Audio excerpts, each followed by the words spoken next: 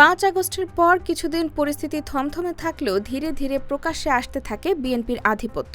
দেশের বিভিন্ন প্রান্ত থেকে দলটির নেতাকর্মীদের বিরুদ্ধে একের পর এক অন্যায় অনিয়মের তথ্য আসতে থাকে, যা চিন্তায় ফেলে দেয় বিএনপির হাইকমান্ডকে। বাধ্য হয়ে কঠোর বার্তা দেন বিএনপির ভারপ্রাপ্ত চেয়ারম্যান তারেক রহমান। জেলায় জেলায় সমাবেশ করে ভিডিও বার্তায় সতর্কও করেছেন তারেক রহমান। কেন্দ্র থেকেও দেওয়া হয় কঠোর নির্দেশনা। তারপরও অপরাধ থেকে তাদের ঠেকানো যাচ্ছে না। তৃণমূল, বিএনপি, যুবদল, ছাত্রদল সহ তাদের অঙ্গ সংগঠনের নেতারা জড়িয়ে পড়ছেন টেন্ডারবাজি, চাঁদাবাজি, অপহরণ, দখলদারিত্ব সহ গুরুতর নানা অপরাধে।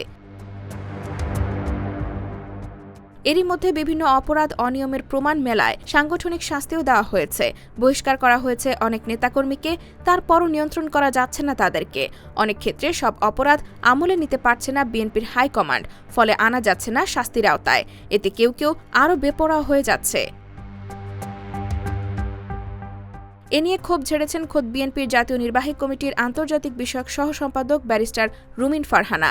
সম্প্রতি তিনি এক টিভি টকশোতে অংশ নিয়ে বলেন, নির্বাচনে যত দেরি হচ্ছে ততই বিএনপির দুর্বলতা প্রকাশ পাচ্ছে। কারণ বিএনপির তৃণমূলকে ঠেকানো যাচ্ছে না, তারা বেপরোয়া হয়ে উঠছে, কারো কোনো কথা শুনছে না। খবর আসছে চাঁদাবাজি, দখল বাণিজ্যে জড়িয়ে পড়ছে বিএনপি। তিনি সেই টকশোতে দাবি করেন তার কাছে সকাল বিকাল অভিযোগ আসছে।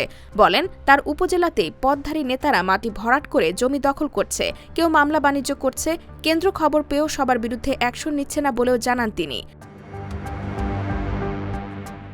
IBTV USA, new York.